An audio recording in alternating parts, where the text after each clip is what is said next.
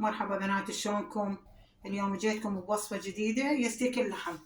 هاي أنا عندي كيلو لحم مال عجل، مال لحم عراقي يعني مالتنا، وهاي عندي 4 بيضات، هاي عندي خاشوقتين طحين وخاشوقتين نشا، وعندي هنا هاي البخصمات كيلو بخصمات أنا جايبة، وعندي فلفل أسود. هسه نصلي على محمد وأنا محمد ونبدأ نشرح الشرحة مالتنا الستيك. أبدي أشرحها هيك شرحات خفيفة.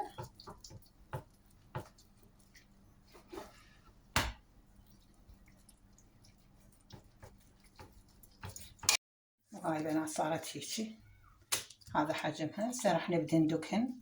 هذا كيس نايلون، نطقه هيك كيس النايلون، نبدأ ندق بيهن.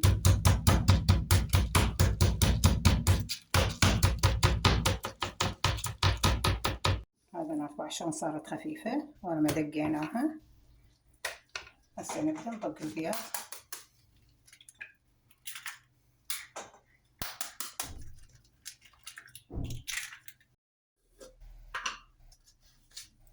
هذا ملح للبيض. هاي نبدأ نملح الشرائح مالتنا، نقلبهن هيك هم نملحهن.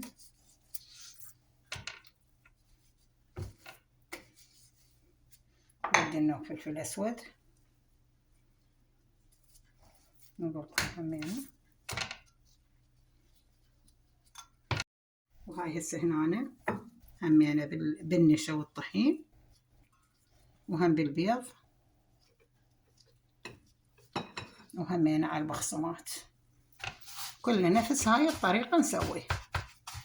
هاي طريقة بالقلي القرمش. هاي بنات كملته بعشون. هسه نبدأ نقلي.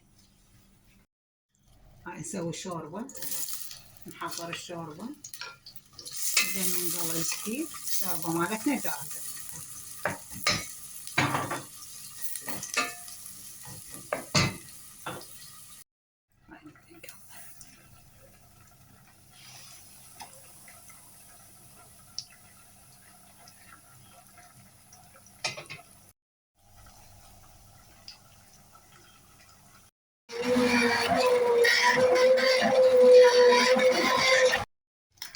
هذا ظرف ماجي.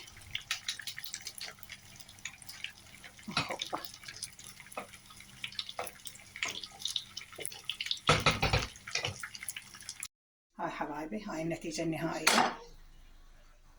هاي الستيك مالتنا كملناه. إذا عجبكم الفيديو لا تنسوني باللايك والاشتراك. سهمكم العافية.